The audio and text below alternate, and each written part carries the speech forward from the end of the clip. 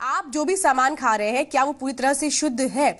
ये सवाल इसलिए उठ रहा है क्योंकि कानपुर एचबीटीआई इंस्टीट्यूट ने जिस तरह से रिसर्च किया है वो ये बता रहा है कि मस्टर्ड ऑयल में ज्यादातर कंपनियां मिलावट कर रही हैं। यानी समझ लीजिए आपकी सेहत के साथ किस तरह से खिलवाड़ किया जा रहा है। विश्वास के साथ आप सामान खरीदते हैं, लेकिन हो सकता है जो विश्वास आप रख रहे हो उन चीजों में वही उसी के साथ धोखा हो रहा हो। और अब ऐसे में तो यही सवाल उठता है कि यार सब कुछ नकली मिलने लगा है, दूध नकली, मसाले नकली, तेल नकली। तो कानपुर की एचबीटीआई इंस्टीट्यूट का कहना है कि मस्टर्ड ऑयल में केमिकल की मिलावट हो रही है और ये मिलावट बड़ी और नामी कंपनियां कर रही हैं। इसकी वजह से लोगों को गंभीर बीमारी भी होने का खतरा है। अब ऐसे में लोग खाएं तो खाएं क्या?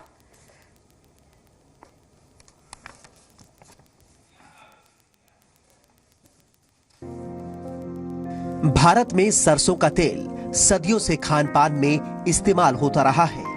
माना जाता है कि इसके इस्तेमाल से शरीर मजबूत रहता है और प्रतिरोधक क्षमता विकसित होती है। लेकिन अब सरसों के तेल के नाम पर मिलावटी तेल बाजार में बेचा जा रहा है। धोखा देने के लिए इसमें पीला रंग भी मिला दिया जाता है। एक रिपोर्ट में ये बात सामने आई है कि कई तरह के केमिकल से तैयार ये तेल न सिर्फ घातक हैं, बल्कि कई बीमारियों को भी जन्म दे रहे हैं। कानपुर के एचबीटीआई लैब की रिसर्च के मुताबिक ये मिलावटी तेल शरीर की पाचन क्रिया में शामिल नहीं होते हैं और आंतों से होते हुए शरीर से बाहर निकल जाते हैं। बाजार में जो सरसों का तेल है उसमें बहुत मिलावट है, अतः उस पर हम लोगों ने एक अध्ययन किया है और उसी अध्ययन के अंतर्गत ये पाया गया है कि जो बाजार में साधारण तेल जो खुले हैं सब ब्रांडेड प्रोडक्ट मल्टीनेशनल्स के सब भारतीय उत्पादक करता है, उनमें बहुत मिलावट है। एचबीटीआई ने रिसर्च के लिए कई राज्यों से तेल के नमूने इकट्ठे किए। इनमें लोकल तेल से लेकर बड़ी कंपनियों के ब्रांडेड तेल भी शामिल थे।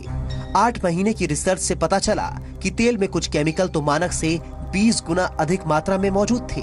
रिसर्च से पहले भी ये साबित हो चुका है कि सरसों की जगह अर्जिमोन के इस्तेमाल से ड्रॉप्सी जैसी बीमारी हो सकती है। ये बिल्कुल जहर है क्योंकि इससे बहुत गंभीर रोग हो सकता है जिसे कहते हैं एपिडेमिक ड्रॉप्सी। यह एपिडेमिक ड्रॉप्सी बहुत खतरनाक बीमारी है। इसमें सूजन के अलावा जब ये पानी भरता है, ये पानी पूरे शरीर में फैलता है, फेफड़े तक पहुंच जाता है और फेफड़े से ये हार्ट तक में जोर डालता है और हार्ट में इतना प्रेशर डालता है, हार्ट फेलियर हो जाता है। इस रिपोर्ट के बाद केमिकल इंजीनियरों ने ऐसे तेल से होने वाली बीमारियों का पता लगाने के लिए मेडिकल बोर्ड गठित करने की सिफारिश की है। वहीं आम आदमी भी रिपोर्ट के बारे में जानकर हैरान परेशान है। पहले भी ये बात सामने आ चुकी है कि देश में जितना सरसों पैदा होता है उससे ज्यादा तेल बाजार में मौजूद है। ऐसे में मिलावटी और नकली तेलों पर रोक लगाकर ही आम आदमी की सेहत का ख्याल रखा जा सकता है।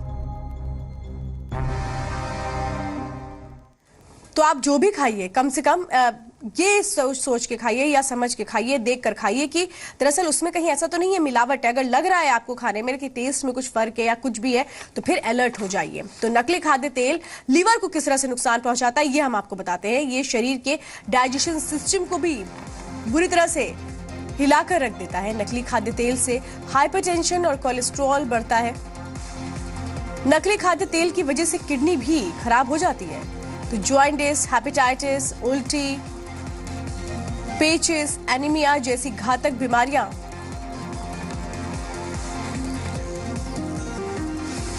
मिलावटी तेल से हो सकती हैं। यानी कि सीधा सीधा आपकी सेहत के साथ खिलवाड़ हो रहा है।